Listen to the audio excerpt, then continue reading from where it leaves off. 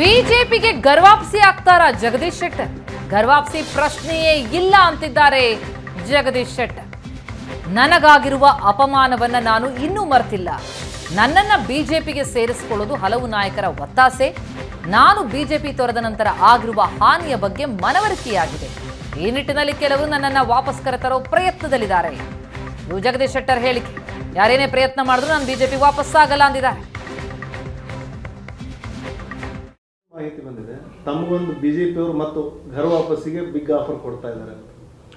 ಒಂದು ನಾನು ಹೇಳ್ತೀನಿ, ಅಲ್ಲಿ ಭಾರತೀಯ ಜನತಾ ಪಾರ್ಟಿಲಿ ನಾನು ಬಿಟ್ಟು ಹೋದ್ಮೇಲೆ ಮೊನ್ನೆ ಒಂದು ಇಂಟರ್ವ್ಯೂದಲ್ಲಿ ಹೇಳಿದ್ದೀನಿ, ಅಲ್ಲಿದ್ದಂಥ ಕಾರ್ಯಕರ್ತರ ಮನಸ್ಸಲ್ಲಿರ್ಬೋದು, XML ಇರ್ಬೋದು, MLA ಇರ್ಬೋದು, ಪ್ರಮುಖರಲ್ಲಿ ಆ ಭಾವನೆ ಇದೆ, ಶೆಟ್ಟರಿಗೆ ಅನ್ಯಾಯ ಆತಪ್ಪ, ಅವ್ರು ಬಿಟ್ಟು ಹೋಗಿದ್ದರು, ಇದರಿಂದ ಸಮಸ್ಯೆ ಆಗಿದೆ ಅನ್ನುವಂಥ ಮನಸ್ಸಿನಲ್ಲಿದೆ. ಹೀಗಾಗಿ ಆ ರೀತಿ ಎಕ್ಸ್ಪ್ರೆಸ್ಗಳನ್ನು ಬೇರೆ ಬೇರೆ ನೀವು ಬರಬೇಕು ವಾಪಸ್ಸು ಅನ್ನುವಂಥದ್ದು ಬೇರೆ ಬೇರೆ ಸಂದರ್ಭದಲ್ಲಿ ಹೇಳ್ತಾರೆ. ಅದಕ್ಕೆ ನಾನು ಈಗ ಅಲ್ಲಿ ಅಪಮಾನ ಆಗಿ ಹೊರಗೆ ಬಂದಿದ್ದೀನಿ. ಹೀಗಾಗಿ ಆ ನಿರ್ಧಾರ ಕೈಗೊಳ್ಳುವಂಥ ಹಂತದಲ್ಲಿ ಇಲ್ಪ ಅಂತ ನಾನು ಅವ್ರಿಗೆ ಹೇಳಿದ್ದೀನಿ.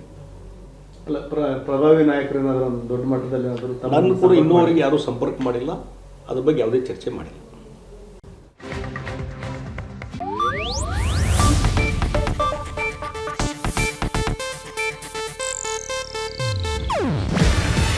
ಇದು ಏಷ್ಯಾನೆಟ್ ನ್ಯೂಸ್ ನೆಟ್ವರ್ಕ್ ಪ್ರಸ್ತುತಿ.